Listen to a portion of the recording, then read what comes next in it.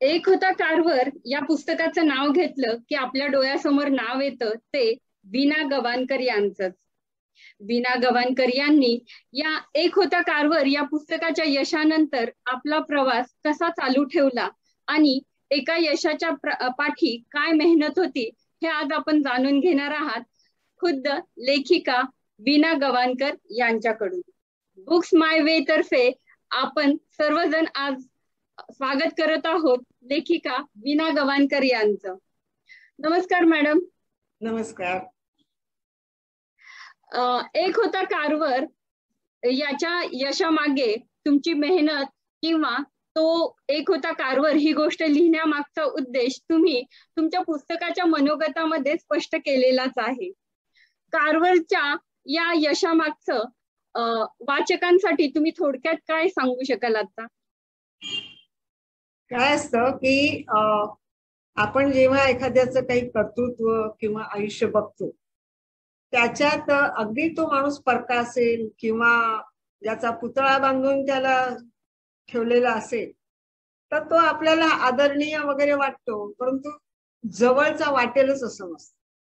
परंतु सर्वसामान्य आयुष्यात जे तुमच्या जवळ असतं, ओळखीचं वाटतं आणि ओळखीचं वाटल्यावर अरे चा असं वाटतं, अरे इतकं साधं असून तेव्हा आपण तो एक काहीतरी वेगळेपणा त्याच्यात दिसतो की तुमच्या आमच्या सारखा किंवा त्याच्याही पेक्षा खालच्या एका सामाजिक स्तरातला माणूस ही झेप कशी घेतो आणि मग ती नुसती झेप घेतो म्हणजे काहीतरी वेगळं करतो एवढं नाही येते पुस्तक. तर ते वेगळं करताना एक स्वतःपासून ज्याने जी सुरुवात करतो विकासाची तो शेवटी सामाजिक विकासाकडे किंवा मानवतेच्या हिताकडे जातो. आणि मग हे काम कसं केलं, हे एका दिवसात नाही झालेलं. हे एक 4 दिवस काम केलं, 5व्या दिवशी त्याचा पुरस्कार घेतला असं झालेलं नाहीये. तर हे काय आहे, तर ही एक जीवनाशी लढा आहे, स्वतःच्या संघर्षाशी लढा आहे, स्वतःच्या समाजासाठी. आणि तो लढा सोपा नाहीये. समाज व्यवस्थेबरोबर लढणं ही फार कठीण गोष्ट असते. ती गोष्ट या लोकांनी केलेली असते. त्याच्यामुळे मग असं वाटलं की हे म्हणजे त्यावेळेस मी जेव्हा 40 वर्षापूर्वी लिहिलं 80-79 साली जेव्हा लिहून पुरं झालं, म्हणजे साधारण 77 साली वगैरे मी सुरू केलं होतं. तर त्यावेळेस मला असं मुलं लहान असताना वाटलं की जीवन म्हणजे काय, निर्णय घ्यायचे असतात शिक्षणात म्हणजे काय, स्वतःचं मत किंवा स्वतःच व्यक्तिमत्व विकसित करायचं म्हणजे काय, की त्यावेळेस ही आताची सोशल माध्यमं नव्हती, समाज माध्यमे नव्हती. तर त्यांना मी वाचून दाखवत असे जीवन लहान मुलांना या गोष्टी.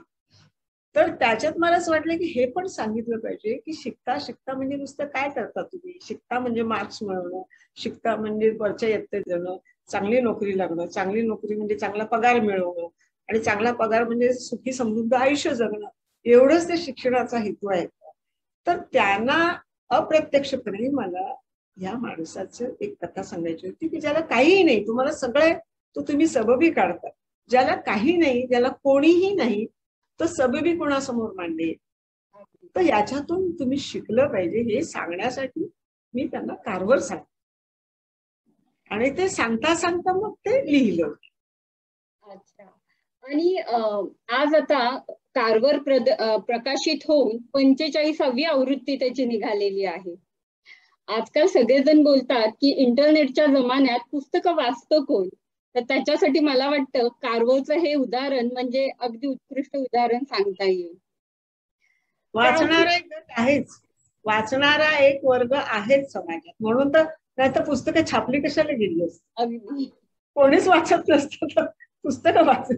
त्याच्यामुळे प्रमाण आहे जे काही, जे टक्केवारी ती बदलली, लोकसंख्या बदलली पण टक्का तोच आहे.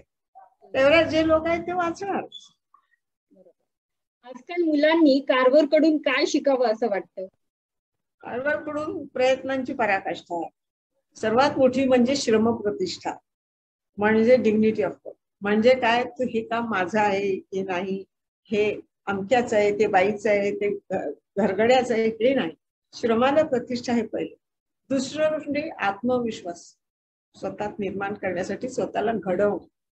म्हणजे तुम्हाला आयतं काही मिळणार नाही, तुम्ही ते घडवलं पाहिजे, तर तुम्ही त्याच्यात यशस्वी. दुसरी गोष्ट महत्वाची म्हणजे अपयशाने खचून जायचं नाही. अपयश झाला तरी तुम्ही प्रयत्नशील राहा, तुम्हाला नवीन मार्ग मिळेल काहीतरी. म्हणजे त्याचं जे बोधवाक्य आहे ना, start where you are with what you have, ते महत्वाचं. तुम्ही वाट बघू नका तुम्हाला कोणतरी मदतीला येणार आहे, तुम्हाला कोणीतरी तुम्हाला कुबड्या देणार आहे, चालायला बघू नका. तुम्ही स्वतःच तयार करा, जिथे आहात तिथून पुढे जा आणि निराश होऊ कुठल्याही गोष्टी. आणि सर्वात महत्वाचं म्हणजे तुमच्या आयुष्याचं प्रयोजन काय, हे जर पुस्तके वाटलं तरी ते महत्वाचं वाक्य आहे. तुम्ही जगता आहात कशाचं, प्रयोजन काय तुमचं, ते तुमचं तुम्ही शोधलं. इथे नाही जायला मिळालं म्हणून मी तिकडे गेलो, तिकडे एंट्री नाही मिळाली, तिकडे प्रवेश नाही म्हणून इकडे गेलो, हा मार्ग नाही जगण्याचा. तुम्ही निश्चित ध्येय हवं आणि त्या ध्येयाचा अभ्यास हवा, हे मला त्याच्यातून सांगायचं. कार्व्हल नंतर तुम्ही आयडा स्कडर किंवा गोल्डा, त्याचप्रमाणे रोझलिंड फ्रँकलिन या स्त्रीवादी चरित्रांवर तुम्ही लेखन केलं. तर त्यांच्यापासून प्रेरणा घेऊन तुम्ही कसं हे साहित्य लिहिलं गेलं त्याविषयी थोडस सांगाल का? म्हणजे कसं आहे, मी मुळात लग्नाच्या आधी 5 वर्ष मी लायब्ररियन होते कॉलेजमध्ये. म्हणजे मी लायब्ररियनचा डिप्लोमा केले, पोस्ट ग्रॅज्युएशन केलेलं आणि लग्नाच्या आधी मी, आणि ते लायब्ररियनचा कोर्स केला तोच मुळे वाचनाच्या आवडीतून केला. दुसरी कुठलीही नोकरी करायची नव्हती बँकेत. पण त्यावेळेस मी तरुण असताना बँक आणि शिक्षण दोनच क्षेत्र होती बायकांना, मला दोन्ही नको होती म्हणून मी लायब्ररियन झालो आणि त्या काळात मी खूप वाचले. तर वाचनानं मला लक्षात आलं की मी मराठी माध्यमातून आणि ग्रामीण भागातून शिकलेले की हे मी फक्त साक्षर आहे, मला कळलं की खूप मोठं ज्ञानाचं क्षेत्र आहे, विविध भाग आहेत, त्याच्यात कितीतरी विभाग आहेत आणि आपल्याला काही माहित नाही. त्याच्यामुळे मी खूप वाचत राहिले आणि वाचता वाचता मला स्वतःला लहानपणापासूनच चरित्र, आत्मचरित्र वाचायला आवडतात, कथा कादंबऱ्यांपेक्षाही. म्हणजे ज्या माझ्या किशोर वयात खांडेकर आणि फडके हे आमचे आवडीचे लेखक होते, त्या काळातही मी चांदबिबी वगैरे असे चरित्र मिळवून वाचत होते. म्हणजे मला मुळात प्रवास वर्णन, चरित्र हे माझ्या आवडीचे. बखरी पण मी वाचल्या लहानपणी, ती भाषा कळत नव्हती तरी प्रयत्न करायचे. तर ह्याचं कारण मला वाटतं कुठेतरी असं जाणून घेणं आवडतं, काहीतरी समजून घ्यायला आवडतं. माझा विषय मराठीचा, माझा कुठलाही विज्ञानाशी संबंध नाही, मराठी घेऊन मी BA झाले. पण मग असं जेव्हा माझ्या वाचनातून मला असं कळतं की अरे ही माणसं किती वेगळी आहेत, ह्याने कसं आयुष्य जगलं. तर मी जेव्हा लायब्ररीत पुस्तक शोधायला जाते तर स्वाभाविकपणे माझा आवडीचा कप्पा असतो चरित्र आत्म. कुठल्याही देशात कुठे गेले तरी लायब्ररीत गेले की मी चरित्र आत्मचरित्राचं शेल्फ कधी आधी जाते. तसं मला ती लीज मायटर त्यावेळेस. आणि मग सवयीने मी जॅकेट पुस्तकाचं वाचलं, अरे बाप, हिचं 15 वेळा नोबेलसाठी नाव दिलंय, म्हणजे बाई केवढी थोड असणार, मिळो न मिळो पण 15 वेळा जिला नामांकन मिळाले नोबेलचं, ती बाई ग्रेट असणार. म्हणून घरी आणून पुस्तक वाचलं आणि मग कळलं की आज आम्ही अणुविखंडनाचा शोध जो आहे तो ऑटोहानच्या नावावर आहे, पण तो खरा हिस्सा आहे. म्हणजे 20व्या शतकात 2 महत्वाच्या स्त्रिया सायंटिस्ट आहेत. एक लीज मायटनर जिने अणुविखंडनाचा शोध लावला, दुसरी DNA स्ट्रक्चर उभी करणारी रोझलिंड फ्रँकलिन, जिच्यामुळे जीवशास्त्रात मोठी क्रांती झाली. आता ह्यांची नावच नाहीत कुठे, आपल्याला फक्त मादाम क्युरी माहिती. दुसरा बोट कोणासाठी ठेवायचं. तर ह्या 2 स्त्रिया मला असं वाटतं. आणि त्या का मी सांगितल्या, नुसत्या त्या नोबेलच्या जवळ जाणाऱ्या त्या होत्या म्हणून नाही, तर त्यांच्या काळात, लीज मायटनरच्या काळात वयाच्या 14व्या वर्षी ऑस्ट्रिया बायकांना शिक्षण कायद्याने बंद होतं. 14 वर्षानंतर शिकू शकत होती. अशा काळात शिकायची सोय मिळाल्यावर ती बाई शिकते आणि अतिशय कठीण किंवा अतिशय विरोधी परिस्थितीत ती स्वतःला घडवते. आणि ती जर्मनीचा तुम्हाला इतिहास माहिती असेल तर हिटलरच्या काळात तिला तिथे कसं काम करावं लागतं, ती कशी स्वतः अक्षरशः कॉफीचा कप तिथे ब्रेड याच्यावर जगते.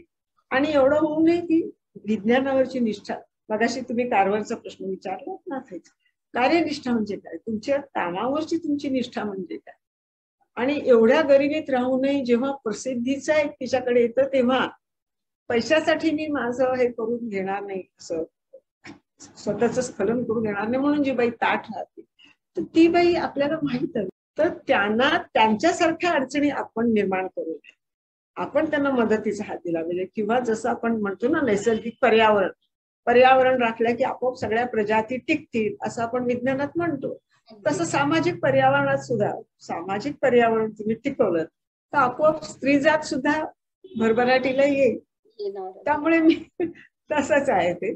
तसंच ते रोझलिनचं तिचं जे डीएनएचा शोध जो वॉटसन किंवा क्रिकच्या नावावर जातो तो वास्तविक त्याचं मूळ संशोधन या रोझलिन फ्रँकलिन. त्या दोन स्त्रिया मी अशासाठी सांगितलं की मी ह्यांनी मूलभूत शोध लावले. म्हणजे आपल्याकडे विज्ञान क्षेत्रात खूप पुढे गेलेले असते पण ज्याला आपण मूलभूत शोध म्हणतो तसे कोणी लावलेले नाही. म्हणून या दोन स्त्रियांचं मला आकर्षण वाटलं म्हणून स्त्रियांचं. आणि रोझलिन फ्रँकलिन या स्वतः कॅन्सरशी झगडत होत्या. लवकर त्या गेल्या 37व्या वर्षीच त्यांना, कारण सतत ते क्रिस्टलोग्राफी किंवा एक्सरेचे त्यांना जो काम करावं लागत होतं त्याने त्यांच्या ओव्हरीचा कॅन्सर झाला आणि त्याच्यात त्यांनी त्या गेल्या. परंतु शेवटपर्यंत ती बाई अतिशय विज्ञान निष्ठा ठेवून आपलं काम करत, अतिशय महत्वाचं. आणि तिला सुद्धा तिच्या संशोधन कार्याच्या वेळेस खूप पुरुष संस्कृतीशी झगडा द्यावा लागला त्या काळात. तर अशा वेळी असं वाटलं की या बायकांनी एवढ्या प्रवाहाच्या विरुद्ध पोहून स्वतःला टिकून एक निर्माण केलं. तर आपण आपल्या घरातल्या लेकी बाळी सुना ज्या आहेत त्यांना असं काही विज्ञानात करायचं असेल किंवा कुठल्याही क्षेत्रात करायचं असेल तर आपण त्यांना पूरक वातावरण द्यायचं, ते महत्त्वाचं. किती छान विचार सांगितलात तुम्ही. माझा पुढचा प्रश्न असा आहे की कार्व्हल नंतर हे सर्व झाले पाश्चात्य चरित्र विषयी. कार्व्हल नंतर तुम्ही डॉक्टर खानखोजे यांच्याविषयी लिहिलं, तसे डॉक्टर सलीम अली यांच्याबद्दल लिहिलं, सर्पतज्ञ रेमंड डिटमास यांचं लिहिलं. तर हे पर्यावरणाकडे तुम्ही कसे काय गेलात किंवा तुमची स्वतःची काही ती आवड होती? पर्यावरणाकडे मुद्दाम जावं लागतं का? आपल्या आयुष्याचाच घ्या, आपणच पर्यावरणाशी निगडीत. अगदी अगदी अगदी. म्हणजे तुम्ही चित्र काढत जरी बसला तरी तुम्ही कुठे काही अवकाशात राहून काढणार नाही, तुम्हाला कुठेतरी जमिनीवर पाय ठेवूनच करावं लागणार. तुम्ही ड्रॉइंग करतानाही आपण डोंगर, सूर्य, झाडं, फुलं काढतो. तुम्हाला सगळं तुम्हाला जो कागद हवाय तो पर्यावरणातूनच तुम्ही रंग कुठून तयार करणार, तुमचे ब्रश कुठून तयार करणार. म्हणजे काहीही तुम्ही केलं तर म्हणजे माणूस हा पर्यावरणाचाच हिस्सा आहे, तो वेगळा नाहीच आहे. तर हे आम्ही विसरतो. म्हणजे मग तुम्ही म्हणता जेव्हा प्राण्यांचं हे करते तर नुसते प्राण्यांशी संबंधित असतं किंवा सालिमाले म्हणजे नुसते पक्षी निरीक्षण नाही येते, पक्षी निरीक्षण नाही तर पक्षी वर्तन म्हणजे काय, पक्षी असा का वागतो, मग पक्षी खातो काय, त्याची विणीचा हंगाम कधी असतो, विणीच्या हंगामात त्याचं वर्तन कसं असतं. म्हणजे एक साधी गोष्ट की आम्ही पक्षी नको म्हणतो, पण पक्षी नको म्हटलं तर पक्ष्यांची पिलं जेव्हा घरट्यात असतात तेव्हा त्यांना त्यांचं खाणं असतं ते मृदुकाय कीटक, अळ्या. त्या पक्षी तुमच्या पिकावरच्या झाडांवरच्या अळ्या गोळा करून आपल्या पोरांना खायला घालत असतात. म्हणजे किती अळ्यांचा संहार त्या करत असतात. तर तुम्ही ते पक्षी मारल्यावर तेवढ्या अळ्या तुमचं पिकं खाणार आहेत. तर हे सगळं तुमचं एकमेकाशी जोडलेलं. जेव्हा मी कार्व्हरचं लिहिलं किंवा वाचलं त्या बसत असताना त्याचंही माझ्या असं लक्षात आलं की त्यांनी नुसती शेती असं नाही केलं, शेतीशी मानवी आयुष्य कसं जोडलेलं आहे, तुमच्या खाण्यात बदल कसे हवे, तुम्हाला त्याच्या वापरासाठी तुम्ही काय केलं पाहिजे, पर्यावरण राखून तुम्ही कसं जगू शकता, हेच त्यांनी सांगितलं. तर सर्पतज्ञ रेमंड डिटमास म्हणजे नुसतं सापाचं कौतुक नाही केले ते. बरोबर. साप एक तुमच्या प्राणी किंवा साप हे तुमच्याच आयुष्याचा एक भाग आहे. तुम्ही त्यांच्या सृष्टीत आक्रमण करता, मुळात ते आहेतच. तर हे सगळे संबंध जोडणं. पर्यावरण म्हणजे फक्त दुर्बीण हातात घेऊन जाणं नाही. पक्षी निरीक्षण सालिम अलीनी जेव्हा सगळ्या पक्ष्यांचा अभ्यास केला त्या त्यांनी प्रामुख्याने पक्ष्याचं पर्यावरण स्थान काय, म्हणजे हे जे निसर्ग चक्र आहे, वनस्पती आहे, प्राणी, पाणी, याचा जीवन साखळीत काय संबंध आहे हा त्यांनी सांगितलं. जेव्हा आम्ही डास मारण्यासाठी कुठली तरी धुराची लावतो, तो जो डास मारतो तो धूर तुम्हालाही त्रासदायक आहे. म्हणजे एका जीवाला जे वाईट ते दुसऱ्या जीवालाही वाईट. तेव्हा तुम्ही जेव्हा फवारणी कराल विषारी औषधाची, पिकांवर कीटक येऊन येतो, ती फवारणी तुम्हालाही त्रास देत होणार. म्हणून निसर्गाच्याच नियम पाळून निसर्गाशीच तुम्ही काय म्हणून त्याच्याशी प्रामाणिक राहून तुम्ही सगळं केलं पाहिजे. तुम्ही जर कृत्रिमपणे काय करायला गेलं तर त्याचे दुष्परिणाम तुम्हाला भोगायचे. असा तो सगळा एकूणच म्हणजे ज्याला आपण म्हणतो की मी लहानपणी खेड्यात वाढल्यामुळे मला जरा शहरापेक्षा मी म्हणेन जास्त निसर्गाच्या जवळ मला राहायला मिळालं. त्या ह्याच्यात मला कुठेतरी ती ओढ आली. आणि मला असं वाटलं की नुसतं ज्या सालीमाली पक्ष्यांचं म्हणतात ते नुसतं पक्ष्यांचं नसतं, तो माझ्या जीवनाशी तुमच्या दारात चिमण्या येत नाहीशा झाल्या तर तुम्हाला कळलं पाहिजे. सगळ्यात आधी पर्यावरणातले दोष किंवा प्रदूषण पक्ष्यांना कळत असतं. पक्षी याचे बंद झाले की तुम्हाला ती सिग्नल असते, ती शिट्टी असते धोक्याची, कोण असते ती प्रदूषण वाढ. हा आमचा तुमच्या जीवनाशी संबंध आहे. मासे पाण्यात मेलेले आढळायला लागले तुम्हाला तर तुम्ही म्हणाल ना कुठलं तरी विषारी पाणी त्याच्यात येते, ते तुमच्या आयुष्याशी जोडलेलं आहे. तेव्हा पर्यावरणाचा अभ्यास म्हणून वेगळा करता येत नाही. एकच आहोत आम्ही, त्यातलेच आम्ही, आणि म्हणून ते सांभाळायचं. यापैकी डॉक्टर सदाशिव पांडुरंग खानखोजे यांच्याविषयी तुम्ही जे पुस्तक लिहिलं ते खरोखर दुर्मिळ वाटावं असं चरित्र आहे. कारण डॉक्टर खानखोजे यांची माहिती कुठेही उपलब्ध नाहीये. तर ही सर्व परिस्थिती असताना तुम्ही ती माहिती कशी मिळवलीत आणि पुस्तकाचं प्रयोजन कसं केलं हे थोडक्यात सांगा. 5 वर्ष लागली, थोडक्यात काय सांगू. 5 वर्ष म्हणजे 92 ते 97, 92 ते 95 मी शोधतच होते. 96 साल म्हणजे 92 साल ते 96 साल ते 97 सालापर्यंत जवळ मी लिहित होते. कारण ते लिहिणं पण कठीण होतं. याचं कारण असं की असाच एक नागपूरला कार्यक्रम होता लेखक तुमच्या भेटीला, आणि तेव्हा माझी 2च पुस्तकं प्रकाशित झालेली होती. आपली मशीद पडली त्यावेळची गोष्ट आहे, म्हणजे मला डिसेंबर 92ची गोष्ट आहे. तो कार्यक्रम चाललो होता आणि तो थांबवावा लागला, मशीद पडली आणि सगळं बंद झालं म्हणून ती तारीख लक्षात. तर एका मुलाने विचारलं की मी तोपर्यंत सालीम अली, नंतर रेमंड डिटमार्स आणि आयडा स्कलर 3च पुस्तकं लिहिली. तो म्हणाला तुम्हाला सगळे बाहेरचेच लोक सापडतात का लिहायला, भारतीय कोणी सापडत नाही का. मी म्हटलं अरे नागपूरमध्येच एक डॉक्टर खानखोजे होऊन गेले, ते सगळं मीच कुठे लिहिलं पाहिजे, तुम्ही पण लिहा की, अग्रिकल्चरचा मुलगा तू लिहि की म्हण. तर एक श्रोत्यातल्या बाई उठून म्हणाल्या अहो ते माझे मामे सासरे होते, तुम्ही लिहिणार असेल तर तुम्हाला मी माहिती सांग. आणि तिकडे ती मशीद पडली आणि ती सभा संपली. पुढच्या वर्षी मी काही कामासाठी मी गेले तर सहज उत्सुकतेने मी पुन्हा शोधत गेले की त्या बाई कोण, आणि त्याच्यातून मग मला खानखोजे तुकड्या तुकड्यांनी छोट्या छोट्या अंशांनी समजून गेले. त्यावेळेस इंटरनेट नव्हतं, कुठलं माध्यम नव्हतं शोधायला, आणि त्यांच्याबद्दल सांगणारही कोणी म्हणजे मराठीत तर त्यांच्याविषयी काही नव्हतंच. मग उत्सुकतेने मी त्या काळातल्या लोकांची म्हणजे लायब्ररी नसल्याचा फायदा असं होतं. म्हणजे मी नेहमी म्हणते की चरित्र लिहिणाऱ्या माणसाने आधी लायब्ररी कशी वापरावी शिकलं पाहिजे. शोध घेत गेली. जो त्यांच्या त्या समकालीनांची 20 चरित्र मी त्यावेळेस वाचली. त्याच्यात कुठेतरी एखादी ओळ या खानखोजींची.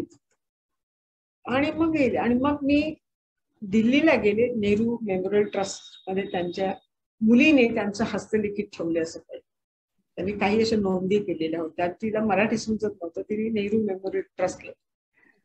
तर मधु लिमये यांच्या मिसेस चंपाताई लिमये त्यांनी आपला सगळा पुस्तक संग्रह मधु लिमये यांचा त्या नेहरू मेमोरियलला दिला होता. मला असं कळलं की तिथे त्यांच्या थ्रू जा म्हणजे तुझी सोय चांगली होईल, कारण दिल्ली सारख्या ठिकाणी तू जा. आणि खरोखरच तशी झाली. आणि तिथे मला त्यांच्याजवळ 25-30 फाईल्स अशा वेगळ्या वेगळ्या दिलेल्या. तिथे 8 दिवस बसून मी नोंदी घेऊन काही झेरॉक्स घेऊन मग मी कलकत्त्याला गेले. कलकत्त्याला मी शोधायला गेले तिथल्या लायब्ररी. तर तिथे गदरची माहिती सांगणारी किंवा ह्या काळातली माहिती सांगणारी बरीच पुस्तकं होती, आणि मी तिथे चाळली. आणि मग त्याच्यात खुशवंत सिंगांचं पण एक पुस्तक सापडलं. आणि मग लक्षात आलं की खानखोजेंचं नाव कुठेच नाहीये, सगळे शीख लोकांचीच नाव आहेत, तिथल्या लोकांचीच नाही. मग कारण हे माहितच नाही. मग असं होतं, मग जे कोणाला माहित नाही आपल्याला माहिती होत आहे ते शोध घेऊन सांगितलंच पाहिजे.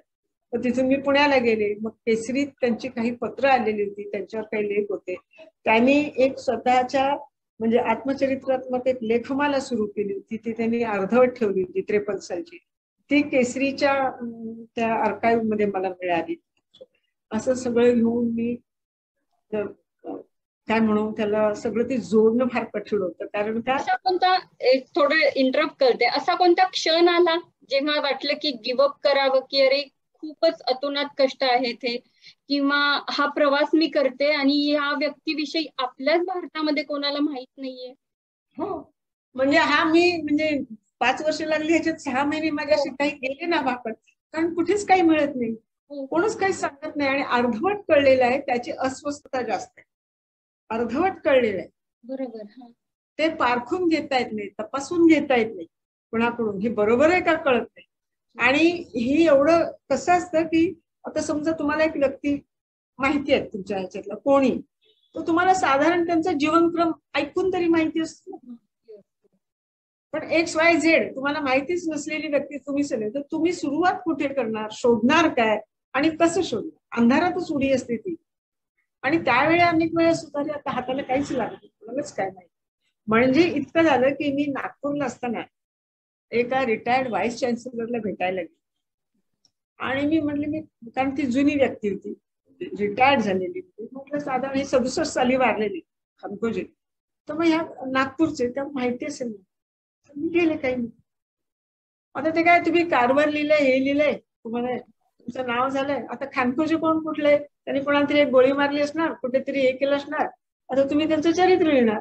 तुम्हाला मी विभूती पूजा करत इथपर्यंत आली की काय कोणाची, हा माणूस काय बोलतोय. म्हणजे आपण चुकीचा तर विषय हातात घेत नाही ना, की व्हाईस चान्सलर सारखा माणूस जो म्हणतोय की काय तुम्ही कसला विषय, ते काय ते तिकडे केलं मेक्सिको, तिथे काय त्यांनी केलं, असं जी व्यक्तीबद्दल म्हणतायत ते मी काय करणार. पण त्याच दिवशी संध्याकाळी खानखोजेंच्या एका पुतण्याकडे मी गेले, तर त्यांची मला कळलं ते इथेच जवळ राहतात म्हणून मी त्यांना भेटायला गेले. ते आजारी होते, पूर्वी इथे पोलीस डिपार्टमेंटला मुंबईत होते, ते रिटायर्ड होऊन त्याला. तर त्यांनी मला revolutionaries in Russia, Indian revolutionaries in Russia असं पुस्तक दिलं. आणि त्याच्यात म्हणाले, पांडुरंग सदाशिव खानखोजे लेनिनशी कसे भांडले हे प्रकरण त्याच्यात. आणि ते पुस्तक घेऊन मी येऊन रात्री वाचल्यानंतर म्हणलं की जो माणूस स्वातंत्र्य लढ्यास कसा लढा द्यावा हे लेनिनशी भांडतोय, सांगतोय, तो माणूस काहीच करत नव्हता, हा व्हाईस चान्सलर म्हणतो. म्हणजे याला काहीच माहिती नाही. आणि एवढंच नाही, तर जेव्हा मी वेगळ्या वेगळ्या कृषी विद्यापीठांना पत्र पाठवलं, यांचं कृषी कार्य काय माहित असेल तर कळलं.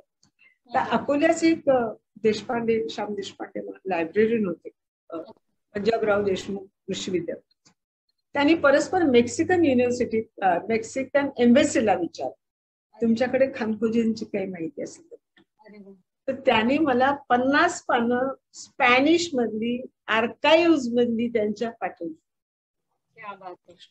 आता ती स्पॅनिश मध्ये, पण त्याच्यात खानखोजेंचे फोटो होते, कणीस घेतलेले, शेतात काम करतानाचे. आणि मग त्यांची मुलगी मुंबईला आली, तिला म्हटलं माझ्याकडे अशी, त्यावेळेस एवढ्या सोयी नव्हत्या, 90 सालात मोबाईल नव्हते, काही नव्हतं, फोनवरती कम्युनिकेशन, पत्र, तारा आणि फोन. तिला आलीस तर ये म्हटलं माझ्याकडे असं. ती 2 दिवस वसई लिहून माझ्याकडे राहिली. तिने ती स्पॅनिश पानं वाचली, मला हिंदीत अनुवाद सांगितलं. आता म्हटलं म्हणू नये, पण कुणाच्याही डॅश डॅशची हिंमत नाहीये, तो कुठून कारण मी ते original document from Mexican embassy ते अजून मी जपून ठेवलेलं, की कारण हे त्यांच्या आर्काइव्ह मधून आलेले, की खानखोजेंनी त्याला कोणी ऑर्ग्यूज करू शकत नाही. तर असा तो तुम्ही म्हणता तसं की ह्या खानखोजे पुष्कळ लागणारे आपण म्हणतो, पण काहीच मिळत नाही, लिहायचं काय. आणि त्याची जी उत्सुकता किंवा बेचैनी असते ती फार असते, म्हणजे अक्षरशः अंगात ताप यावा इतकी ती बेचैनी होती माझी, की कारण मी खूप त्यावेळेस 20-25 चरित्र वाचली, इतिहास समजून घ्यायचा प्रयत्न केला. आणि तो सगळा जो काळ होता तो विलक्षणच होता, म्हणजे सगळ्यात जास्त त्रास या पुस्तकाने मला दिलेला. हे तर सर्व झाली चरित्र, तुम्ही मृत्यू पश्चात किंवा आपण म्हणू की त्यांचं कार्यकाल झाल्यानंतर लिहिलेली चरित्र. पण रॉबी डिसिल्वा यांना तुम्ही स्वतः भेटलेले आहात. आणि त्यांचे अनुभव कसे होते तुम्हाला? तो एक वेगळाच प्रवास होता. एक तर जिवंत माणसाबद्दल लिहिणं कठीण असतं, कारण त्याच्या विरोधातली माणसं. कारण जेव्हा बघा तुम्ही एखाद्याचं आत्मकथन करतो कोणीतरी, किंवा तुम्ही सांगता आणि दुसरं त्याचं शब्दांकन करतो, पण ते आत्मचरित्र किंवा ते शब्दांकन हे एकांगी असते. तो सांगतो ते ऐकतात, दुसरी बाजू समजत नाही. लेखकाला दुसरी बाजू शोधायची असते. चरित्र लेखक जो असतो त्याला दुसरी बाजू शोधायची असते. तुमच्या म्हणण्यावर सर्वस्वी तो विश्वास ठेवायला, माझ्यासारखा लेखक तुम्हाला दुसरी बाजू, तुम्ही सांगताय हो एक बाजू, त्याची दुसरी बाजू काय, हा संशयाचा एक काय म्हणू दृष्टी असते संशय घेण्याची. तर तसं जेव्हा मी म्हणजे सुरुवात झाली ती अगदी म्हटलं तसं, ते मला योगायोगाने बँकेत भेटले, ओळख केली, बोलता बोलता अशाच गोष्टी करताना त्या निघाल्या. डिझाईन क्षेत्रातली मला ओळख का ठोक काहीही माहित नाही. मी कधी लहानपणी शाळेत काही चित्र काढली असतील तेच मला नाही. डिझाईन हे वेगळं असतं हे मला नंतर कळलं. Corporate design, industrial design, graphic design मला काहीही माहित नव्हतं. पण या माणसाशी बोलता बोलता माझी उत्सुकता वाढत गेली. आणि मला जेव्हा कळलं की हा अतिशय सामान्य दिसणारा वयस्क म्हातारा माणूस हा जागतिक कीर्तीचा डिझायनर होता, आणि मी जेव्हा त्यांची काय म्हणू अर्हता किंवा त्यांची शैक्षणिक किंवा त्यांच्या पदव्या बघितल्या, त्याच 2-3 पाणी आहेत, किती कामं केली. तर म्हटलं आपल्या गावातला, आपल्या घरापासून 30 मिनिटावर राहणारा माणूस, आणि ह्याचं कुठेही नाव नाही, काही नाही काही. कारण कसं असतं, काही गोष्टी आपल्याला माहित नसल्यामुळे ते आपण हिशोबातच धरत नाही. तसं त्यांचं क्षेत्र हे आम्हाला कोणाला माहित नसल्यामुळे ते नेमकं काय करतात हेच मला माहिती. बरं, राहणी इतकी साधी आणि इतकी ते ह्या सगळ्यापासून दूर, नाही तर आपला एक स्वतःचा डांगोरो पिटण्याची पण हौस असते, तीही नाही. त्याच्यामुळे हा माणूस काहीतरी वेगळा राहतो. आणि माझी, मी म्हणते तशी चरित्रकार म्हणजे शोधत राहणं दुसऱ्याला, हा त्याचा होतो. आणि मी तर त्या बाबतीत अग्रेसिव्ह असते. सांगा ते म्हणजे हे असेच आपण जसे बसलो तसे 8-8 तास, 6-6 तास बसून मी त्यांचं रेकॉर्डिंग केलं आठवणींचं. ते आठवण सगळं घेण्यासारखं नसायचे, कारण ते त्यांचं वय लक्षात घेता किंवा त्यांना भरभरून बोलायचं असतं, मग ते खूप बाजूला जायचे, परत त्यांना ट्रॅकवर आणायचं.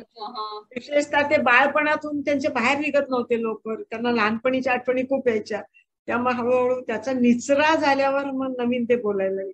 हे खूप होतं. आणि ह्याच्यात माझी धावपळ अशी व्हायची की मला त्याच्यातलं काही माहिती.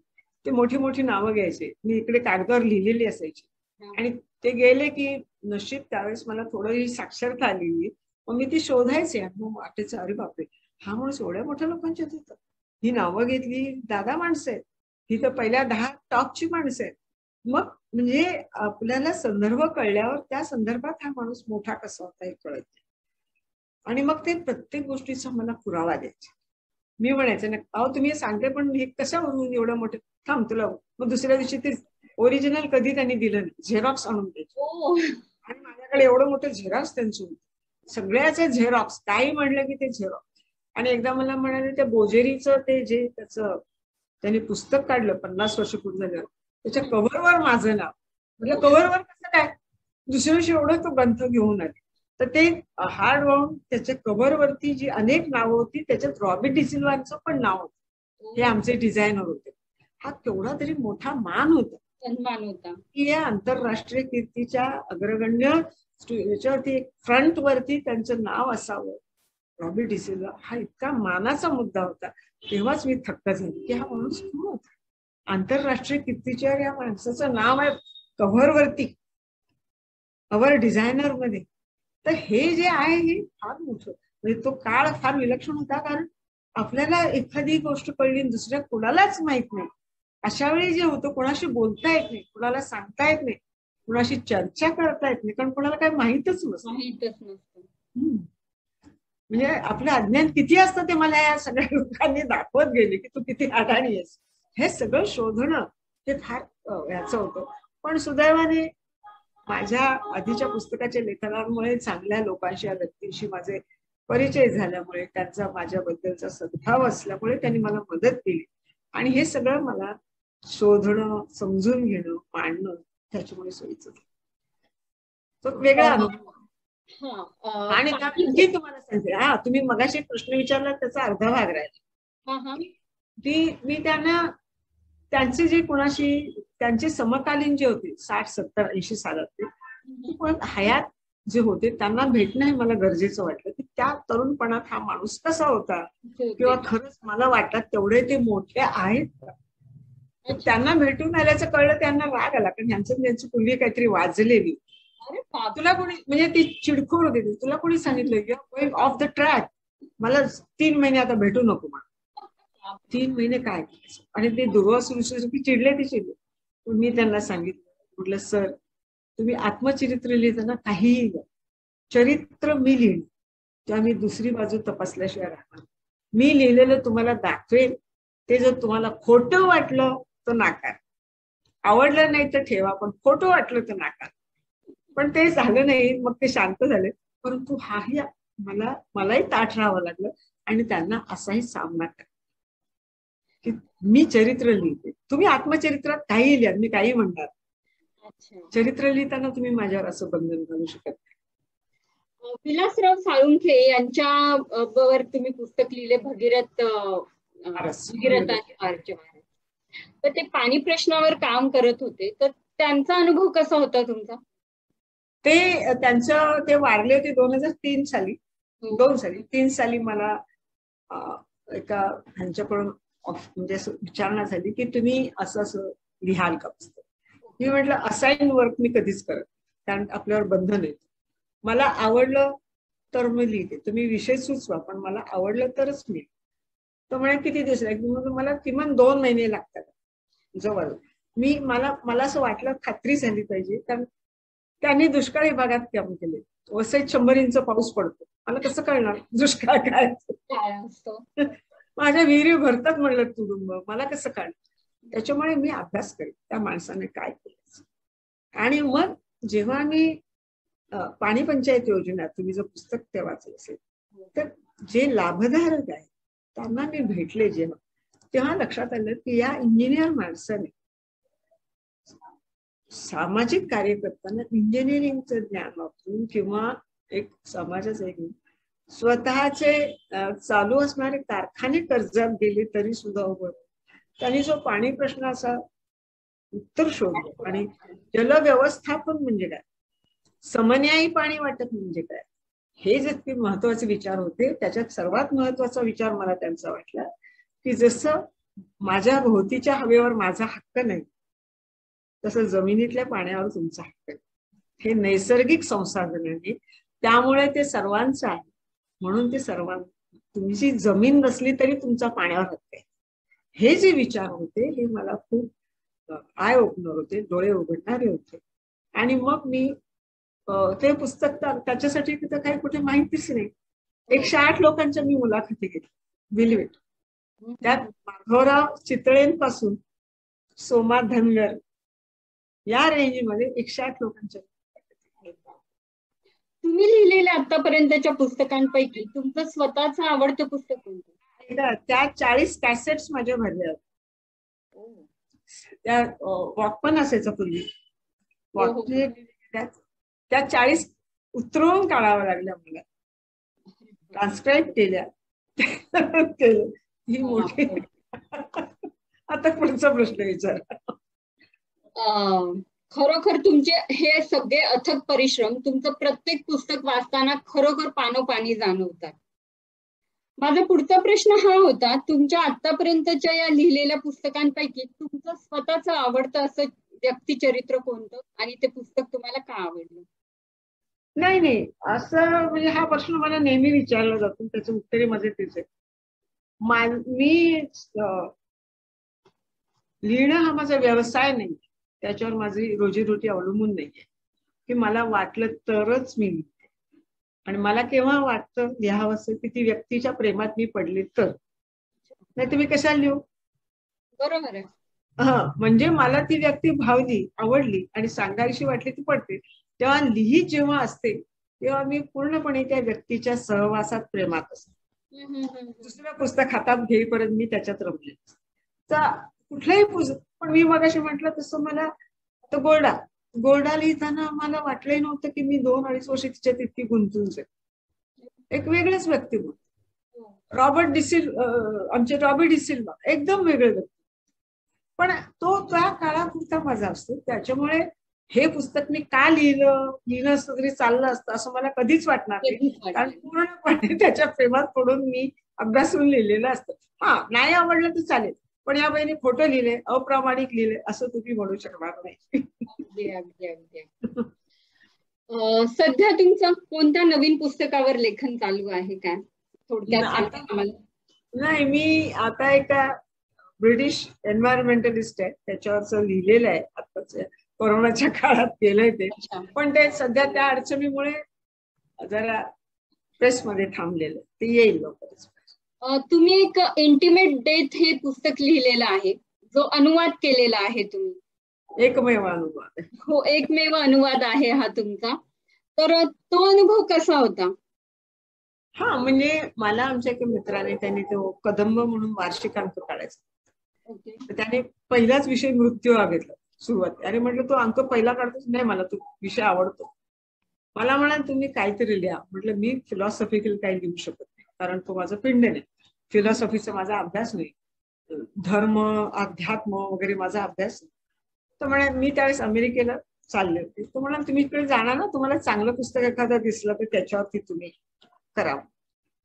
तर मी तिथे हिंडताना मला हे इंटिमेट डेथ पुस्तक छोटंसं, कारण मला फार मोठंही नको होतं, कारण तिथल्या स्टेमध्ये ते लायब्ररीतलं वापरून त्याच हे करून लिहायचं. तर तिथे मी 3 महिन्यात ते आवडलेल्या पुस्तकाचे नोट्स काढला केलं. ते वाचताना मला माझ्या वडिलांचा, तुम्ही जर ते पुस्तक वाचलं असेल, माझ्या भावाचा, हे सगळे मृत्यू आठवले त्या पुस्तकात. आणि ते असेच होते की मरणाच्या दारात असलेली व्यक्ती मरणाकडे कसं बघतो, तिच्या भोवतीच्या ह्यांनी कसं बघितलं पाहिजे. आणि मरण म्हणजे काय, आपण जन्मतो तेव्हापासूनच साथीला तुमच्या मरण असतं. एक श्वास बंद होतो आणि तुम्ही त्याच्यावर जाता.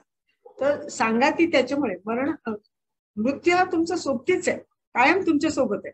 एका क्षणी जो तुम्ही त्याच्याबरोबर जातो तोपर्यंत तुम्ही. तर ही त्याच्याकडे बघण्याची एक दृष्टी या पुस्तकात. त्याच्यातल्या 2-3 मुद्दे मला आवडले खूप. ते सत्य ते त्याने त्याच्यात फार महत्वाचा, त्या जे बाई तिथे काम करत होते डॉक्टर, त्या म्हणाले की तुम्ही समोरची व्यक्ती तुम्हाला भेटेल आणि तिचा निरोप घ्याल तुम्ही, तेव्हा ती आपल्याला पुन्हा कधीच भेटणार नाही. भेटेल की नाही, आयदर तुम्ही तरी असाल किंवा एक कोणतरी नसेल, तर शेवटचं भेटतंय असं तुम्ही त्या व्यक्तीला, म्हणजे आपोआप तुमच्यात रुजूत आहे. पुन्हा आपण भेटू न भेटू, त्या जेव्हा भेटाल ते आपण हे शेवटचं भेटतो असं समजा, म्हणजे आपोआप तुमचा त्या व्यक्तीकडे बघण्याचा हा फार महत्वाचा वाटला. की तुम्ही हे गृहीत धरून राग द्वेष लोभ मोह काय असेल ते तिथे सुटतात. ही व्यक्ती मला भेटेल ना भेटेल, पण मी तिचा रिस्पेक्ट. दुसरी गोष्ट, माणूस मरेपर्यंत बदलू शकतो. हा, शेवटच्या क्षणी सुद्धा तो बदलू शकतो. ते बदलण्याची संधी त्या माणसाला मिळाली तर त्याचा मृत्यू सुखाचा. तिसरी गोष्ट, मृत्यू संबंधी तुम्ही मोकळे, कारण जाणाराही तुम्हाला काय वाटेल म्हणून तो अडकलेला असतो, किंवा तो विचार करत असतो की माझ्या मृत्यूच्या विचाराने हे माझं. तर तुम्ही त्याला पण रिलॅक्स करा, तुम्ही पण रिलॅक्स. असे काही खूप छान मला त्याच्यातून संदेश मिळाले. आणि हे पुस्तक ज्यांनी वाचलं, म्हणजे रवी बापट आपले डॉक्टर, यांना फारच ते आवडलं होते की मृत्यू संबंधी इतका सकारात्मक विचार त्याच्यात आहे. म्हणजे एकीकडे आपण इच्छा मरणाचं म्हणतो की मला आयुष्य नको असेल तर मला संभवत आहे. दुसरा विचार आहे मरण्याच्या आधी तुम्ही मरू नका, तुमचं मरण यायच्या आधीच तुम्ही मरू नका, शेवटपर्यंत जगा, शेवटच्या क्षणापर्यंत जगा. असा हा एक वेगळा मतप्रवाह सांगणारा हा होता. आणि मला ते असं वेगळं वाटलं म्हणून, आणि त्याची भाषा खूप ललित अशी छान होती म्हणून मी ते आणलं. मला इथं आवर्जून विचारावं असं वाटतं की तुमच्या वागण्या बोलण्यात जो हा साधेपणा आहे, नम्रपणा आहे, इतकं यश मिळालं, इतकी प्रशंसा तुम्हाला जाल तिथे प्राप्त होते, तर हा साधेपणा तुम्ही कसा जपला?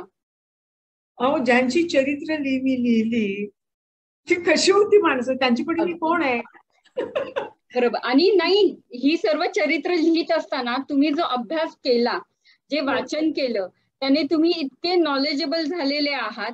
तर आजकाल आपण पाहतो थोड्याशा यशाने माणसं हुरळून जातात. तर हा तो साधेपणा कसा जपावा, खरोखर तुम्ही आजकालच्या पिढीसाठी तुम्ही हा संदेशच द्याल असं मला मी वाटतं. नेहमी उदाहरण सांगते की दागिने मी 1.25 शेर घातली तर 1.5 शेर दागिने घालणारी कोणतरी असेलच की. अरे वा. अगदी बरोबर. मी किती लिहिलं, 10 पुस्तकं लिहिली, 12 पुस्तकं लिहिणारी कोणतरी असेलच की. मी बरोबर. कशासाठी, आणि ज्यांचं मला जे लोक आवडले, ज्याच्यासाठी मी आवडली त्यांना मानते. आता कारवरचं तुम्ही 28 वर्ष एक कोट वापरला म्हणून कौतुक करता, पण मग माझा साधेपणा काय त्याच्यात आहे? 28 वर्ष एका साडीवर याच्यावर नाही. जो माणूस म्हणजे ज्याचं आपण कौतुक करतो ते आणि आपण रोजचं जगणं याच्यात फरक असेल तर ढोंगीपणा ठरेल तो माझा. तुम्हाला आतापर्यंत मिळालेली सर्वात अशी वेगळी प्रतिक्रिया कोणती? मला ना प्रत्येक वाचक काही ना काही अशी वेगळी प्रतिक्रिया देतात. की कोणी म्हणतं आमचं आता मृत्यूच्या याच्यामुळे म्हणाले की एकाने मला फार जावयाचं एका सासूबद्दल पत्र, की त्या सासू बेडरिडन होत्या, शेवटच्या ह्याच्यात होत्या, आणि मी हे पुस्तक वाचलं तेव्हा मला त्यांच्या शेवटच्या त्या टप्प्यात मी त्यांना खूप छान सोबत केली. हे इतकं मला आनंदाचं वाटलं की तो म्हणाला की ते वाचल्यामुळे मला माझ्या सासूकडे बघण्याची एक वेगळी जाणीव, एक दृष्टी द्या. म्हणजे हे असं कारवार बद्दल ते चिकार लोकांच्या अशा प्रतिक्रिया आहेत की ज्याच्यातून ते आमचं आयुष्य बदललं म्हणतात. परंतु भगीरथाचे वारस बघून सुद्धा मला तुरुंगातून पत्र आहे की की आम्ही इथून, पण मला हेही वाटलं की तुरुंगात हे पुस्तक आधी ठेवलं कसं त्या लायब्ररीत, म्हणजे चांगले गृहस्थ दिसत आहेत ते लायब्ररीयन की त्यांनी ही पुस्तकं ठेवली. तर त्यांनी माझी सगळी तिथे पुस्तकं मिळून वाचली. आणि तो म्हणाला की मी तुरुंगातून सुटलो की त्या पाणी पंचायत योजना बघायला जाणार आहे. त्याप्रमाणे तुरुंगातून सुटल्यावर ती व्यक्ती कल्पनाताई सावंतकडे गेली, त्यांची एक कार्यशाळा अटेंड केली. म्हणजे असं सुद्धा होऊ शकतं. कोणाला त्याच्यातून काय घ्यावं असं वाटेल हा वेगळं असतं. कोणाला म्हणजे काही ठिकाणी तर डॉक्टर्स वगैरे मंडळी जी ग्रामीण भागातली त्याचे किंवा जे संस्था चालवतात, एनजीओ चालवतात, अशा लोकांची खूप मला भरभरून याच्यासाठी येतात की याच्यामुळे कळतं. किंवा तुमच्या लीज माइंडर आणि यांचं घेतलं रोजलिन फ्रँकलिन, तर जे शिकवणारे आत्ताच्या प्राध्यापक आहेत कॉलेजमध्ये त्यांचे मला ईमेल्स आले की आता आम्ही वर्ग म्हणजे हे विषय सुरू करण्याआधी आम्ही यांची चरित्र सांगतो की बघा. म्हणजे हा सुद्धा एक वेगळा रिस्पॉन्सच आहे. माझ्यासारख्या वाचकांना आणि गृहिणी असणाऱ्यांना तुम्ही काय सांगाल की, मी पण गृहिणी आहे ना. मी तेच विचारणार होते की गृहिणी असताना छंद आणि लेखन, वाचन, अभ्यास या सर्वांसाठी तुम्ही वेळ कसा काढला आणि तुम्हाला तुमच्या कुटुंबाकडून कसा प्रतिसाद मिळतो? कारण सर्वांचं नेहमी वाचनासाठी एकच तक्रार असते की आम्ही गृहिणी आहोत आणि आम्हाला वेळच नसतो.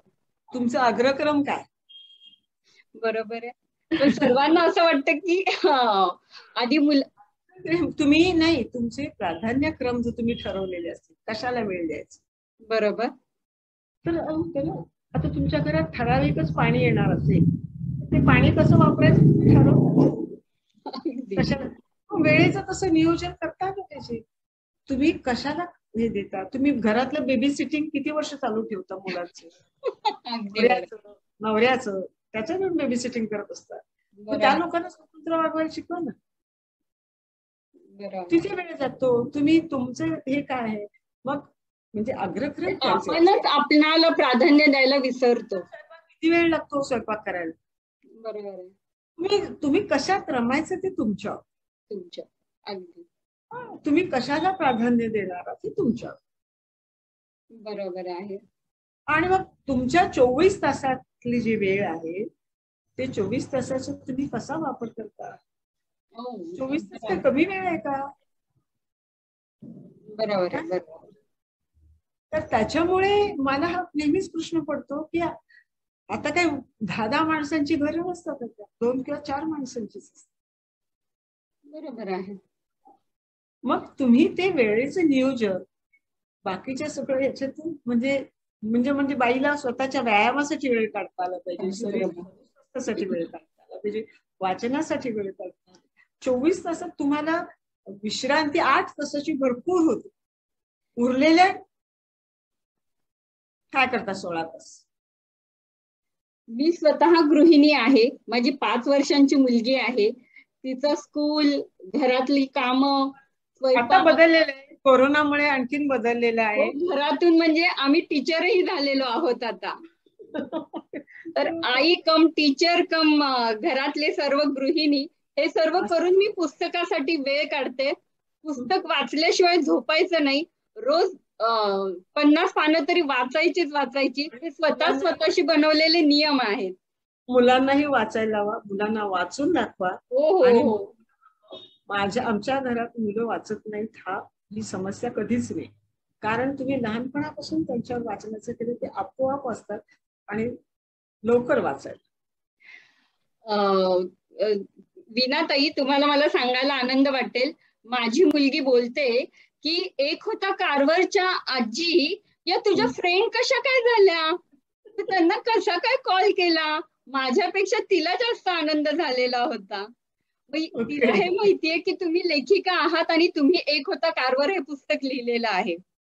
मग तिला हे प्रश्न पडतात. जेव्हा मीही छोट्या छोट्या गोष्टी करून त्यातल्या माझ्या मुलीला सांगते, तिलाही तो प्रश्न पडतो की जॉर्ज वॉशिंग्टन कारवर एकटे आईशिवाय राहिले कसे, त्यांना अभ्यास कर असं कोणी नाही सांगितलं, मग त्यांनी लिहायला वाचायला कसं शिकले, हे प्रश्न तिला या वयात पडतात. आणि मला खरोखर मी तुम्हाला धन्यवाद देते. नाही, आता तुम्ही सांगता हा एक माध्यमाचा असा चांगला उपयोग आहे की इथे बसून मी गुगल मीट वरून किंवा याच्यावरून मी अंतर्भागातल्या खेड्यातल्या मुलांशी, आता झेडपीच्या शाळा आपल्या खूप त्याबाबत प्रगत झाल्या, तर तिथले शिक्षक मला जोडून घेतात. आता खानखोजे हे मला वाटतं 6वी-7वीला काहीतरी धड्यात कुठे आहे, 7वीला, तर त्या शिक्षकांनी मला बोलायला लावलं. ते ग्रामीण भागातली मुलं बोलतात किंवा आपल्या अगदी लातूर बीडच्या पुढच्या एका छोट्या खेड्यातून त्या मुलांनी माझ्याशी खानखोजे आणि कारवर याच्यावरती ती मुलं बोलतात. ते शिक्षक वाचायला लावतात, मुलं वाचतात आणि प्रश्न विचारतात. तेव्हा ही माध्यमाची खूप छान एक सोय होते. लहानपणापासून मी माझ्या आईबाबांच्या हातात कायम पुस्तक पाहिलं आणि कायमच आमच्या घरात पुस्तकांचं वातावरण होतं. आपसुकच माझ्या आईने मला वाचकणारी वाचक म्हणून घडवलं. तर मलाही असं नेहमी वाटतं की तोच आदर्श मी माझ्या मुलीसमोर ठेवावा. माझ्या हातात पुस्तक बघून अजून तिला वाचता येत नाही, पण ती हातात पुस्तक तरी पकडते. आणि मला असं वाटतं की सर्व वाचकांनीही यातून असाच प्रवास सुरू करावा.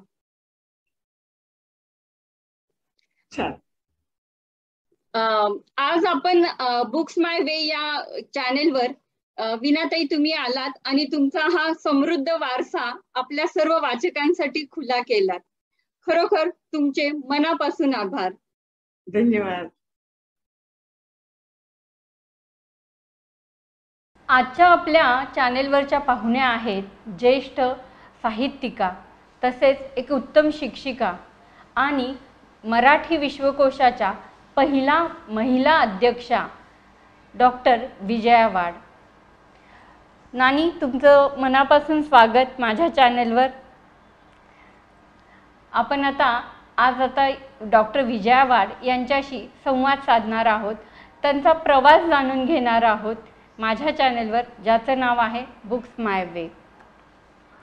संसार, मुलं, नोकरी हे सर्व एकत्र गुंफून पुढे जाताना प्रत्येकाच्याच आयुष्यात अडचणी येतात, अनंत वादळे येतात. यातून मार्ग काढत तुम्ही BSc नंतर B.Edला ॲडमिशन घेतलं लग्नानंतर. आणि हे सगळा प्रवास कसा काय तुम्हाला शक्य झाला? प्रचंड इच्छाशक्ती. आपल्याला काहीतरी करायचं आहे आयुष्यात, नुसतं नवऱ्याची बायको म्हणून जगायचं नाही आहे, एक व्यक्ती म्हणून आपला ठसा उमटवायचा आहे, असं काहीतरी मनात होतं. आणि विशीचीच होते मग, बरोबर, लग्न झालं तेव्हा. म्हणून मग ठरवलं की 23व्या वर्षी प्राजू झाली, 24व्या वर्षी निशिगंधा झाली. 14 महिन्याचं अंतर आहे दोघींमध्ये. आणि दोघीही बापासारख्या सुंदर आणि माझ्यासारख्या हुशार झाल्या. तर त्यामुळे मेधावी बुद्धीच्या मुली मला ईश्वराने दिल्या. खरोखर. तर आभार आहेत त्याचे, जगन्नियंत्याचे. आणि मी परमेश्वराचे आभार मानते. लहानग्या मुलींना घेऊन तुम्ही BEdमध्ये कॉलेजमध्ये पहिल्या आला होतात, तर हा आनंद काही वेगळाच होता तुमच्यासाठी. तुम्ही प्रूव्ह झाला होतात. हो, मला प्रूव्ह करायचं होतं ना. माझ्या सासऱ्यांचा विरोध होता पुढे शिकण्याला, BEd करायला, ओके, काही करायला. अच्छा. पारंपरिक होते ना, सून, लाडाची सून, तुम्ही एकुलता एक होता. घरी राहावं, मजेत राहावं असं वाटत होतं त्यांना. अच्छा. तर मला तर विजया वाड हे नाव मी स्वतःची ओळख तयार करायची होती. मीता, तुला सांगते की BEd करायचं, स्वतःला प्रूव्ह करायचं. 50 वर्षापूर्वी हे जरा कठीण होतं. तर आता मी 76 वर्षाची आहे. तर BEd केलं तेव्हा 27-28 वर्षाची होते. पहिला नंबर आला. हो, कॉलेजमध्ये पहिल्या. युनिव्हर्सिटीमध्ये रँक आली आणि लायब्ररी अवॉर्ड मिळाला, खूप बक्षिसं मिळाली. आणि मग मात्र सासऱ्यांनी सोसायटीभर पेढे वाटले, कारण ते हुशार होते ना. तर त्यांना हुशारीचं कौतुक होतं. आणि मग माझ्यासाठी कुठला अडथळाच उरला नाही. मग मी MA झाले, PhD झाले, मग DLiT झाले. 2008मध्ये कोलंबो विद्यापीठाने मला ऑनररी DLiT दिली विश्वकोशाच्या कामाबद्दल. आणि तो संपूर्ण डिजिटल केला ना. हो, विश्वकोश. तर ते खूप मोठी गोष्ट आहे. मोठी गोष्ट होती. लिहिणं हा तुमचा श्वास आहे. तुम्ही आत्तापर्यंत 150हून अधिक पुस्तकं लिहिलेली आहेत. याच्यामध्ये अनेक कादंबऱ्या, कथासंग्रह, बालसाहित्य अशा साहित्य प्रकारातील जवळपास तुम्ही सर्वच प्रकारांमध्ये लिहिलं. हो. लिहिण्यासाठी एकांतच हवा किंवा मला वेळ नाही या तक्रारी तुम्ही कधीच नाही केलेल्या. तर हे लिहिणं तुम्हाला कसं सुचत गेलं? शब्द माझा श्वास आहे. हो. बसले लिहायला की काहीतरी कागदावर उमटतंच. बरोबर. आणि ते सुंदर उमटतं, छान उमटतं, साधं, सोपं, सरळ. हृदयाची भाषा कधीही अवघड नसते. मराठी भाषेवर तुमचं नितांत प्रेम आहे. मराठी भाषेतच मुलांनी शिकावं, आपल्या मातृभूमीतून शिक्षण घ्यावं असा नेहमीच तुमचा विचार असतो. तर आजच्या पालकांना, मुलांना तुम्ही काय सांगाल? आत्ताच्या पालकांना काय सांगू, इंग्रजी माध्यमाचा प्रभाव इतका आहे की मी असं नाही म्हणू शकत की मराठी माध्यमातच घाला, परंतु मराठी बोला. बरं, घरामध्ये मराठीमध्येच आपलं बोलणं, वागणं हवं. हो. आणि मराठी वाचा. बरोबर. मुलांना मराठी पुस्तकं आणून द्या. मराठीचा अपमान करू नका. बरोबर. आजचा बालवर्ग हा मोबाईलमध्ये, TV मध्ये गुंतलेला आपण पाहतो. मुलांच्या हातातून मोबाईल काढून घेणं आजकाल पालकांसाठी एक मोठं चॅलेंजच झालेलं आहे. तर मुलांनी पुस्तकांशी मैत्री कशी करावी याबद्दल काही सांगाल काय तुम्ही? हो. मोबाईल, टाईम आऊट हा शब्द बरोबर आपल्याजवळ पाहिजे. टाईम आऊट म्हणजे 20-25 मिनिटं झाली की टाईम आऊट. म्हणजे संयमाची सवय लागते मुलांना. सवय लागते. तुमच्या आयुष्यातला अभिमानाचा असा बहुमान देणारी घटना म्हणजेच मराठी विश्वकोशाच्या तुम्ही पहिल्या महिला अध्यक्ष होता. हो. 18, 19 आणि 20व्या अध्यायाचं काम तुम्ही केलं. विश्वकोश डिजिटल करण्याचं अफाट काम देखील तुमच्या कर्तृत्वामध्येच झालं. तर या सोनेरी क्षणांबद्दल तुम्ही आपल्या प्रेक्षकांना काही सांगाल काय, त्या आठवणींबद्दल? हो हो, खूप काही सांगण्यासारखं आहे. मला विश्वकोशाचं अध्यक्षपद मिळालं तेव्हा जग माझ्या विरुद्ध होतं. हो. आणि जगाला वाटले ही काय बाई करणार, तर्कतीर्थ लक्ष्मण शास्त्री जोशी यांचं काम ही बाई काय करणार. अशा कितीतरी मुख्याध्यापिका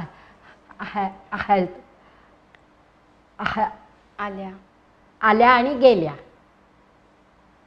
पण मला खात्री होती मी करीन. आणि मला खात्री होती, ह्यांना खात्री होती. तुला वाटतंय ना तू करशील, हो पुढे. जग काय म्हणतंय ह्याची पर्वा करू नको. मग मी असं पेपरला दिलं की मला परीक्षेला नापास का करतात, परीक्षेला बसण्या अगोदरच. हा कुठला न्याय आहे? बरोबर आहे. आणि ते विद्वानांनाही पटलं. बरोबर आहे. परीक्षेला बाईला बसू दिलं पाहिजे. आणि मी पास झाले ती परीक्षा. अगदी उत्तम मार्काने 2 वर्षात पास झाले. बरोबर. आणि मग मला काही 10 वर्ष अटकाव नव्हता. बरोबर आहे. आणि तुम्हाला स्वतः मुख्यमंत्र्यांनी सांगितलं होतं की मी तुमची नियुक्ती केली आहे. हो. तुम्ही मी काढणार नाही तुम्हाला. अगदी. विलासराव देशमुखांचे अनंत उपकार आहेत माझ्यावरती. इतका विश्वास एका स्त्रीवर दाखवणं. आणि कोणतीही मदत लागली, कोणत्याही व्यक्तींची हो. नियुक्ती करायची वेळ आली, तुम्ही बिनधास्तपणे करा, हा विश्वासही त्यांनी दिला. हो. आणि मग गोविंदराव फडके हो, हे अतिशय विद्वान गृहस्थ, विज्ञानाचे एडिटर म्हणून मी नेमले. आणि भगवानराव देशपांडे. सौंदर्याचा मार्ग हृदयापासून सुरू होतो आणि कर्तृत्वापाशी थांबतो. हा अत्यंत महत्त्वाचा असा संदेश तुम्हाला लहानपणी तुमच्या आईकडून मिळाला होता. कारण माझं नाक असं नकतं होतं ना, आणि माझ्या बहिणी नाकेल्या होत्या. अच्छा. सरळ सुरेख दिसाच्या.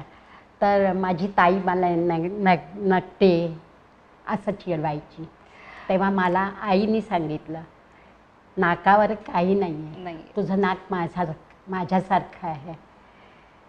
मी नाही का संसार केला, बरोबर, माझी ओळख निर्माण केली, तूही करशील. बरोबर. आणि किती मोठा आत्मविश्वास तुमच्यामध्ये निर्माण केला त्याने. हो हो हो. आजकाल बाह्य सौंदर्याला जास्त अवास्तव महत्त्व देणाऱ्या, तसेच आपण दिसतो आहोत कसे त्यापेक्षा दिसतो कसे याला आजची युवा पिढी जास्तच महत्त्व देते. आपल्या गुणांनीच आपलं सौंदर्य खरं खुलत असतं. तर अशा या नवीन पिढीला तुम्ही काय सांगाल? मुलींना तर मी सांगीन की तुमचं सौंदर्य कर्तृत्वाने सजवा. कर्तृत्ववान स्त्री ही सुंदरच दिसते. काळी असो, नकटी असो, जाडी असो. ती बोलायला लागली की तिची सरस्वती तिच्यासाठी सगळं काही असते. अगदी खरं. तर मला तरी असा विश्वास वाटतो की चष्मी असो, काळी असो, जाडी असो, तिची सरस्वतीची उपासना तिला तारून नेते. आणि तिचा आत्मविश्वास तिला तारून नेतो. अगदी खरं. तुमच्या मुली म्हणजे तुमचा अभिमानच आहेत. तुमच्या मुलींनी आपापल्या क्षेत्रामध्ये अगदी त्या क्षेत्रातलं एव्हरेस्ट गाठलेलं आहे. मोठ्या प्राजक्ताताई या डॉक्टर झालेल्या आहेत. तर धाकटी निशिगंधा वाड या सिनेसृष्टीत सर्वांनाच आपल्या परिचयाच्या आहेत. पण हे सर्व करत असताना त्यांनी अभ्यासाकडे कधीही दुर्लक्ष केलं नाही. हो हो.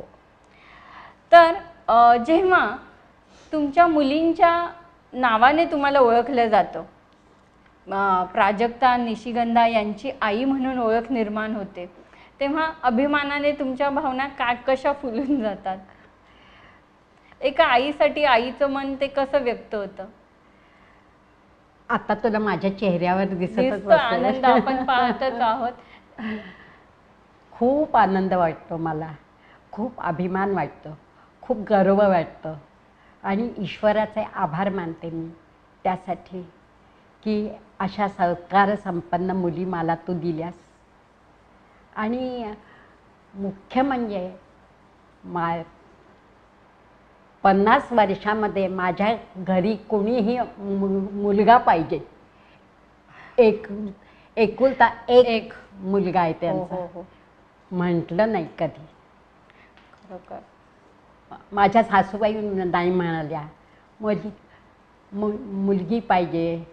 आजकाल मुलासाठी हट्ट करणाऱ्या समाजात हे खरंच एक उत्तम उदाहरण आहे की त्या काही 50 वर्षापूर्वी 2 मुली असूनही तुमच्यावर कधीही मुलगा हवा म्हणून हा प्रेशर नाही केला. तुमचं एक आवडतं वाक्य होतं की माझ्या अंगणात प्राजक्ता आहे, निशिगंधा आहे, मला आता झेंडू नको आहे. आणि माझा नवरा पण, हो, माझा पती पण म्हणाला की जे काय तिला झेंडू, गुलाब, मोगरा म्हणायचं असेल ती मलाच म्हणेल. तर आम्हाला अजून तिसरं अपत्य नको. आणि असा मी त्या 2 मुलींना छान वाढवलं, फुलासारखं वाढवलं. आणि आता त्यांचं नवरेही त्यांना फुलासारखं झेलत आहेत. अगदी मी आभारी आहे माझ्या जावयांची. तुमचा तो रेल्वे स्टेशनचा तो अनुभव सांगाल काय तुम्ही प्रेक्षकांना? जेव्हा तुम्ही नोकरीसाठी गेला होतात आणि रागारागाने गेला होतात? हो हो. काय झालं, बाईचं 50 वर्षापूर्वी अति वाटतं, नोकरी करणं, शिकणं. तो काळ वेगळा होता. हां. तो काळ असा होता की लाडाकोडात घरी राहावं, नवऱ्याचं करावं, नोकर चाकर ठेवावे, असा काळ होता तो. पण तेव्हा मला डोहाळे भिकेचे. भिकेचे डोहाळे म्हणजे मला नोकरी करावीशी वाटायची, मला लिहावं असं वाटायचं, मला स्वतः भाषणं द्यावी असं वाटायचं. तुम्ही वर्तमानपत्रात कॉलमही लिहित होतात? हो हो, खूप लिहिलं 40 वर्ष. आणि अजूनही लिहिते पहारमध्ये. आता दर रविवारी लिहिते. आणि नवशक्तीत मी 40-50 वर्ष लिहिलं. महाराष्ट्र टाइम्सला लिहिलं. आणि मग त्या दिवशी मग तुम्ही रागारागाने निघालात घरात? हो हो हो. तर जरा अति झालं ना माझं, तर ते घरी लोकांना आवडत नव्हतं.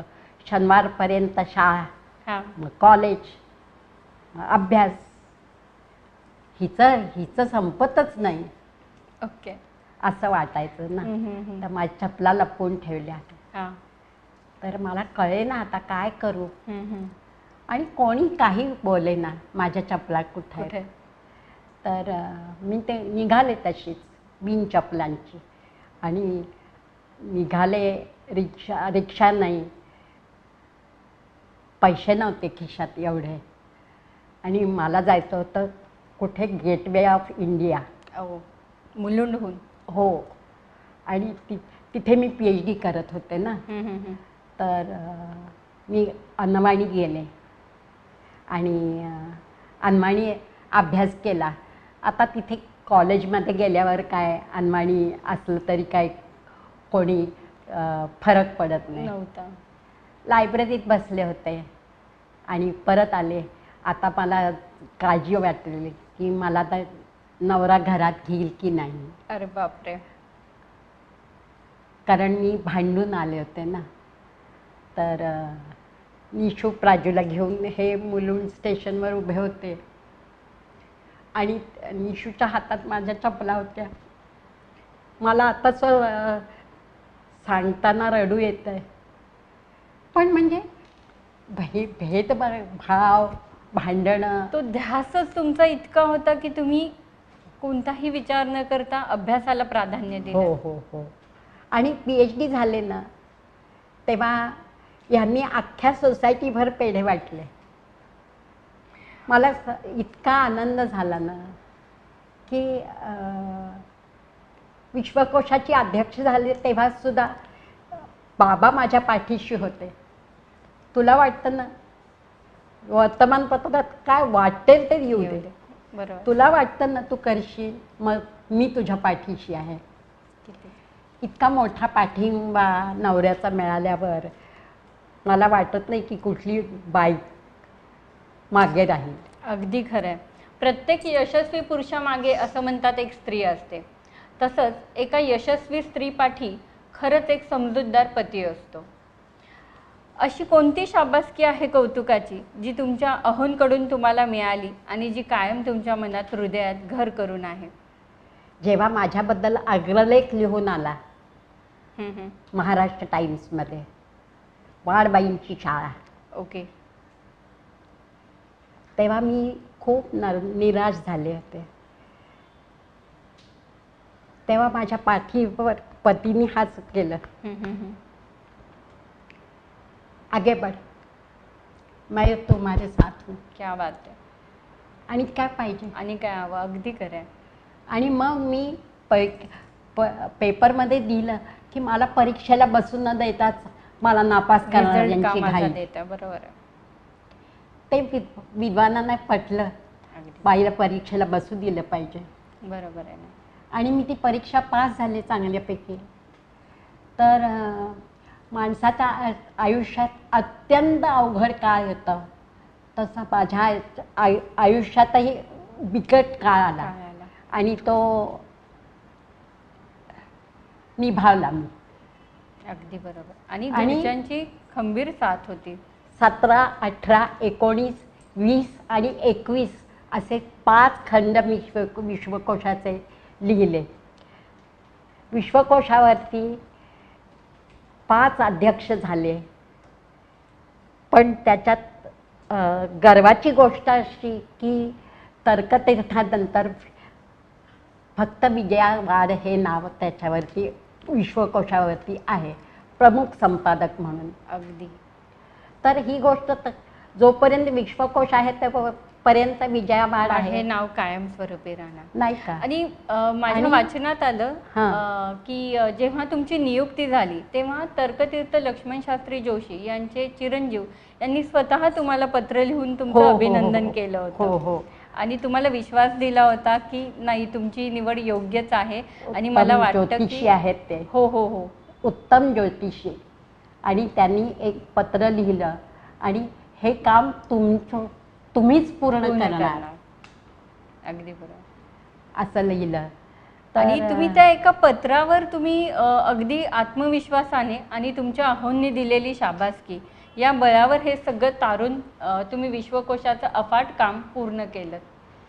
आणि खरोखर हा तुमच्या आयुष्यातला सुवर्ण काळ असाच होता. हो, अगदी खरं आहे. अडचणीतून माणूस मार्ग काढतो ना, तेव्हा मला वाटतं की त्याचा धीर सुदैवच वाढवतं. बरोबर आहे.